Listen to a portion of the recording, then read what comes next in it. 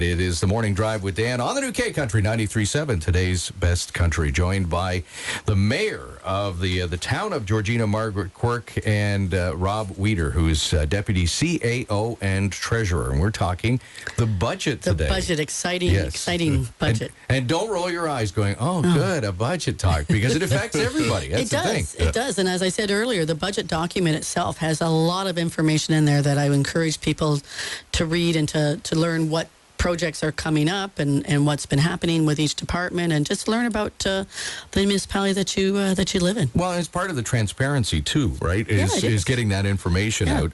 Because I saw, and I know, it's the bane, and yet it's a great part of our existence, the social media stuff that comes out there. The latest argument was about the Blue Bridge, Mossington Bridge.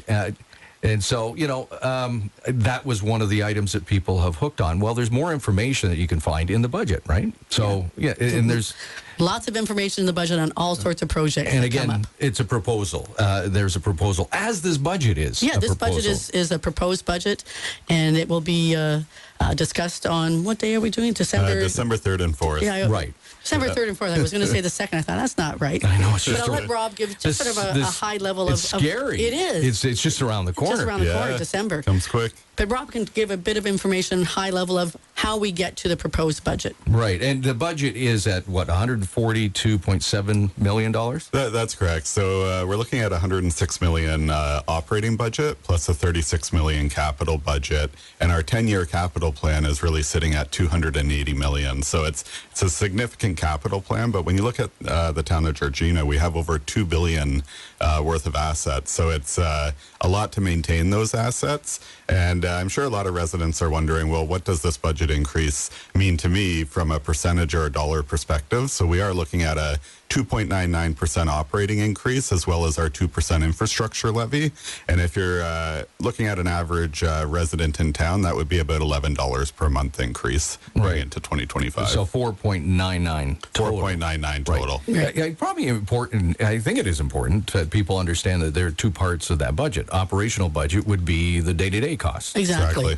Staffing, hydro cost, all sorts of, the program costs. We're a service entity. That's what we do. We don't produce a widget or a whatever. We offer services and provide services, and there's cost to that, and that's operating on the capital side. Is everybody wants their road repaired or things put into parks. So we have those two budgets, and we need to make sure that we balance those budgets, and because we can't operate in a deficit. And you would have to build that budget with a bit of room, because you've got economic conditions, you got inflation, things like that you might have to deal with. If you have to do that road, there's costs that are involved in doing that road and getting the supplies, $1 million for roads doesn't get you as far as it did even 2 or 3 years ago. Right. So you're building that into the budget as well. Certainly, yeah. With every budget, we build in different contingencies based on looking forward on what inflation's looking like leading into 2025, as well as for capital projects, we're impacted by a different type of inflation, which is the non-residential construction price. So it's more related to capital builds. And over the last 5 years, that inflation has actually gone up 40 to 50% just over the last 5 years alone. So on average, about 10% per year when we're looking on capital infrastructure building. And there's government changes in the amount you were able to charge somebody who's building houses. You don't get the percentage that you did a short time ago, right? They have reversed that. Yeah. They have reversed it completely? Oh, yeah, because when we first started, for example, the MERC. Yes. Back when we were planning, it was 90% development charges, 10% town. Then they changed it to 100% development charges. While we were in the midst of building the MERC, they changed it to a percentage of, each year you could step it along. But fortunately, at the time, we had an old enough DC bylaw that we weren't impacted. So we were still collecting exactly what we had been collecting before those changes. Then the government wisely, after listening to local governments, changed it back to 100%. So 100%. So we're back to where we were. Oh, yeah. Right. So the multi-use rec complex, 100% of the capital cost and the interest on the debenture to pay for the building, 100% paid for by development charges. No tax levy. And so it's not a huge line charge in the budget then? No, No, I mean, it's... Because that's always been the argument. What do we need this big building for, right? And we're going to be paying for it for so many years. Yeah, no, for sure. And so the capital cost was fully paid for by development charges, which are those levies that are charged on new houses that are being built. But then you got to look at the other side. We do have to maintain this building every year. And operate it. And operate it. So those costs there, we've had a financial plan for the last 7 years. Setting aside assessment growth, and assessment growth is the new taxes that come online when a new house is built, because that individual is now paying taxes. And so we take a portion of that and apply it to recreation services, a portion to fire services, operations, your new road operators. And what we do is we set it aside so that when the multi-use rec center opens or the South Keswick Fire Hall, we already have the money in the budget so that there is no tax levy increase, because the new tax revenue has been coming from the new individuals moving to Georgina that will use these services. So if we didn't set that aside, you would either see a large tax increase when this building is built, or if you just didn't build the building at all, you would end up seeing a significant reduction in service level, because as our population grows from 50,000 to 70,000 over the next 15 years, if you didn't build a new recreation facility, a new pool, new parks, then you're going to end up being overcrowded in the ones that we have. Right. And I guess that's where the new fire hall, which is going to go in across the road, that's where that fits in as well? We're doing exactly the same thing in terms of putting money aside into, it's called a growth... Assessment growth reserve. And there's $6 million in there right now. Sounds like a lot, but we need to make sure that it's available when that new facility, the fire hall, for example, opens. And then when it opens, it rolls into the operating budget. So as we have that plan to make sure that growth pays for growth as much as possible, both from the development charge side of things, the capital, and on the operating. This year, we have a position that's paid for by assessment growth. We have a fire prevention officer. So we do have a number of different positions in the budget this year, but they're all funded from different sources. So when we look at, say, a tax levy increase perspective, only 1.5 positions that we're adding this year actually have an increase in tax levy to the general taxpayer. The other ones are either assessment growth. We look at how we provide services in town and what's the most efficient way. So we could either provide them with in-house staffing or contracted services. So we're actually switching back and forth between some of those. So although it's a new position, it's not any increase in funds because we're reducing our contracted services budget at the same time. We're joined by the mayor of the town of Georgina, Margaret Quirk, and Rob Weeder, who's a deputy CAO and treasurer. We're talking about the proposed budget. So if I am a general citizen and there are a couple days set aside again because it's proposed at this point. You can come to the council. Oh, sure. Come to the council. Excuse me, Mayor. I have a question. Are you allowed to do? You can ask to speak at the beginning of the meeting. You can request to speak, and you can ask about an item that's in the budget, or you can email us, call us. There's opportunities even before budget day. And then, as I said earlier, members of council, they're studying this budget, and if they see an item in here that they don't want, they can put forward a motion to remove that, to add to the budget, to add to operating, to remove from operating.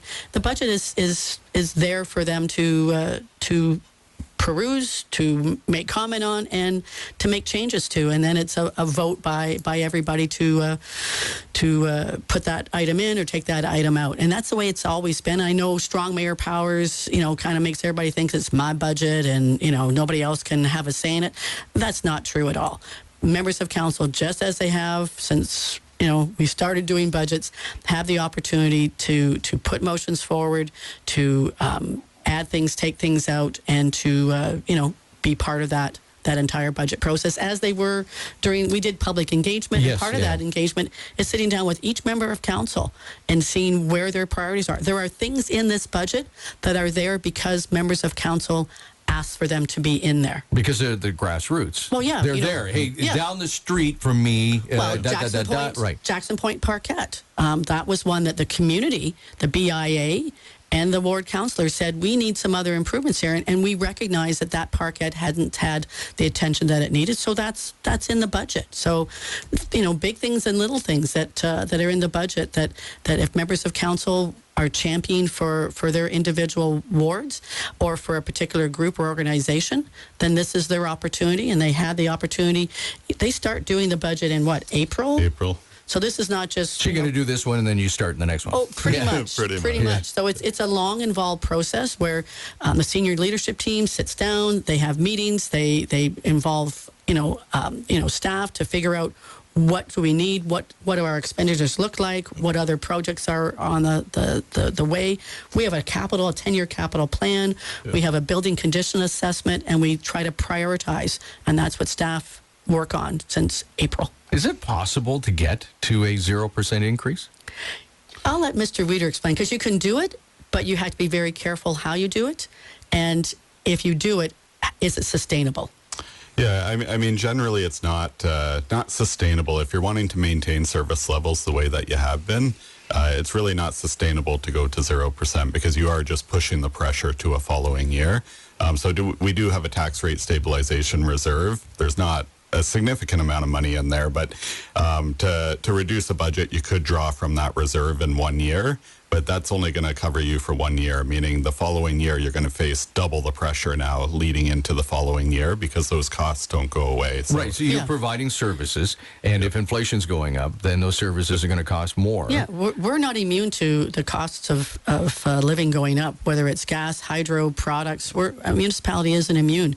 We did a zero increase in 2020. In 2022.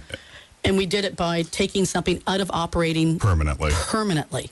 Yeah. If you take it out permanently, then that's one thing. But if you say, what was that item that you... it was the Emerald Ash Borer program. So what ended up happening with that program, we had it in there annually for about $500,000 per year, which is about a 1% tax increase. However, during COVID-19, we did receive a number of federal and provincial grants just due to everything that was happening. So we had a large surplus that year. So we took that surplus and we decided we can finish the entire EAB program by using that surplus and then take it out of the operating budget so that residents can have a 1% tax reduction that year, which did drive it down to 0% that year. The reason why we were even at only 1% instead of higher is inflation at the time was only around 0.5%. I think it was 0.3%. So inflation in that year was significantly lower than what we're facing today. Yeah. Right, yeah. And if you look around other municipalities, I don't think there's anybody that's doing zero. There's other municipalities, and again, everybody's different in terms of what your assessment is, what facilities you have, what your service level is. But there's municipalities around us that are looking at 5, 6, 7, 8. Well, I've seen it happen where, you were close to zero, or if not zero, close to zero. And down the road, 3 years down the road, all of a sudden the increase is 6%. Yeah, you're just pushing it further down the road. Bridges, roads. Yeah, they all take money to repair and maintain.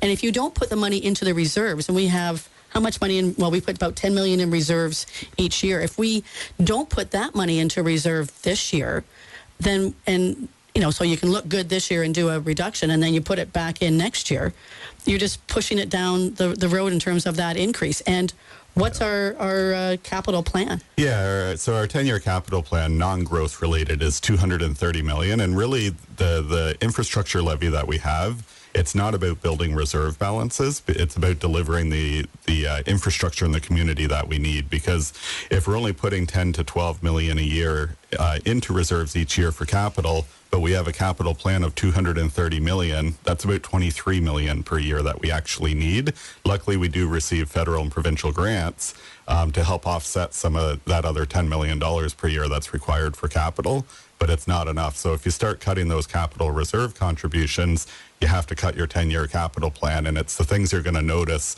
over a couple of years when the roads aren't looking as nice, the playgrounds aren't looking as nice. Those are the things that you may not notice it immediately, but over a 3 to 5 year period, you're you're going to start to How come notice. my road has potholes, et cetera, Exactly, et cetera. exactly. Rob Weeder is the Deputy CAO and Treasurer of the Town of Georgina, and the Mayor, Margaret Quirk, is along with us. And we are going a bit longer, but it's such an important conversation. It is. It really is. We're sitting right here by Lake Simcoe, too. Oh, yeah. And obviously, that's something that many municipalities don't have to deal with. We have 52 kilometers of shoreline, so we have waterfront beaches. We have a harbor. You stormwater. We have stormwater. So even like other municipalities have the stormwater, but we have facilities that they don't have, and they have facilities that we don't have. So to compare what's happening someplace else, you really have to dig deep and find out what's their service level. How many facilities.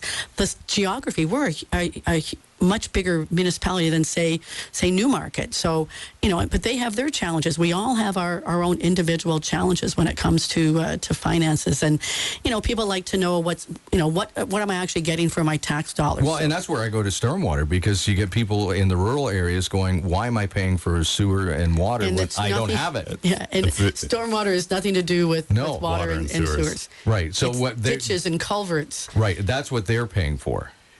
Exactly. So when you look at our stormwater system throughout Georgina, because we're a rural and an urban community, you can really break down the costs on how much is the cost for urban stormwater versus rural. And surprisingly, it actually costs us more to maintain the rural stormwater than it does the urban stormwater. So when we're looking at stormwater costs, it costs more for all of that ditching that we need to do, digging out ditches, than it does for the condition assessments and eventually the repair and replacements of stormwater infrastructure in urban areas. So really our pressure is actually in the rural areas rather than the urban areas right now with stormwater. Well, and unfortunately with warming, we're getting a lot of water. Exactly. And you mentioned about Lake Simcoe. Because we are on the shores of Lake Simcoe, if it's full, then the ditches are nowhere for the water to go. Where's the water go? So we're at sort of ground zero when it comes to certain low-lying areas, across the municipality. Water won't flow uphill, so you've got to have the drainage in place. And so what we do is we do the design in an area, and we consult, the residents, depending on how the nature of the design, because a lot of people don't want to have a fully urbanized road. They want that rural road, but they also don't want to have their backyard flooded. So it takes time to do the design. It takes money to do that, and it takes money to do the capital work. So we're doing work up in Alice Avenue this year. Last year it was design. In 2025 it'll be the actual work. Same as out in Virginia. So there's a lot of areas that, they'll say, well, I've never seen any money spent on my ditches. Yeah, you're probably right. There hasn't been a lot of money spent. It wasn't funded. It wasn't funded. It was in the tax levy before. Stormwater was about 40%. It was only in there about 40% funded, the program. So now we're at 100% funding. Yeah. So it's not surprising when we hear from residents, my ditch has never been dug out, this has never been dealt with, because the funding was never there to deal with it. Right. And part of the issue was, or the reason we're at this point, is the province has mandated that we do asset management. And they require us to have a plan in place for the core assets, non-core assets. So everything from, when you think of an asset, you think, a building, a road.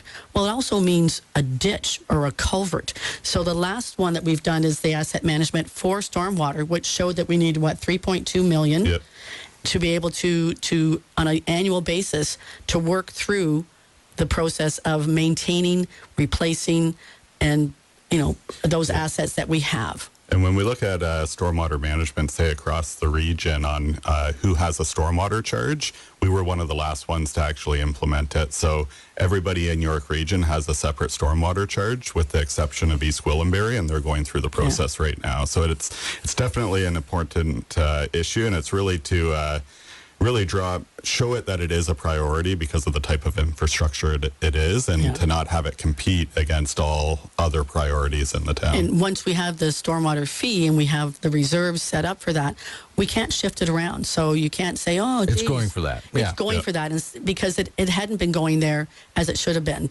because we've had so many other pressures in other areas.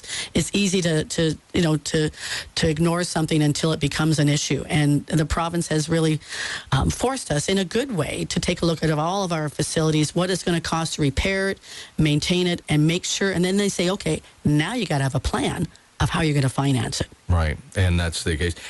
Let's wrap up. Any big projects that people can look forward to? Or? Well, reconstruction of the Queensway North, which is mostly DCs that will be used And that's for development charges. Yep. We're looking at the South Keswick Fire Hall design. We've got the big things and the small things. The Sutton Arena parking lot is going to be redone. The Art Gallery parking lot. There's going to be a new playground in High Castle Park. The Ice Palace, the seats are going to be replaced. Oh, really? The Jackson's Point Parkette, as I mentioned, is going to be revitalized. People don't use the seats anyway No, for, they don't. for Georgina ice games. They're standing and cheering. We're going to be doing upgrades at the cenotaphs, both in Sutton and the memorial that the Pefferlaw Lions have at the hall. Belhaven Hall is getting repairs. Eudora Hall is getting some washroom renovations. There's new picnic tables coming, pathway repairs, O'Shilo Bridge, High Street reconstruction.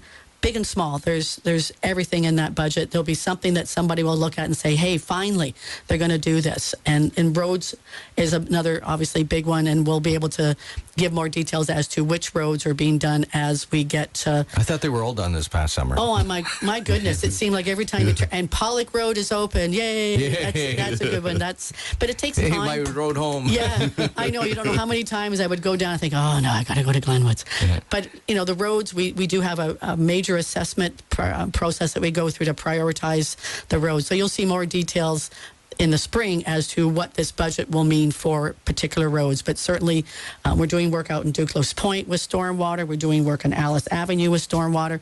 So there's going to be a lot of projects that people will see over 2025. Well, I know someone's out there going, yeah, but you didn't do this. So here's your opportunity to say something again. It's coming up December 6th, is it? December 3rd and 4th. 3rd and 4th. December 3rd and 4th. So it's still a proposed budget and the opportunity to have your say. But thank you for coming in. Yeah, I know it's been a long segment, but it's important for people to understand because it's a 500-page document. You don't have to go through all 500 pages, but you can check things out online at the Town of Georgina website. You can come to the council meeting on the 3rd and 4th, or you can watch it online, or you can watch it later when it's downloaded. And it is very important information. Thanks for coming in today. Thank you. Really appreciate it. Mayor Margaret Quirk from the Town of Georgina and Rob Weeder, Deputy CAO and Treasurer.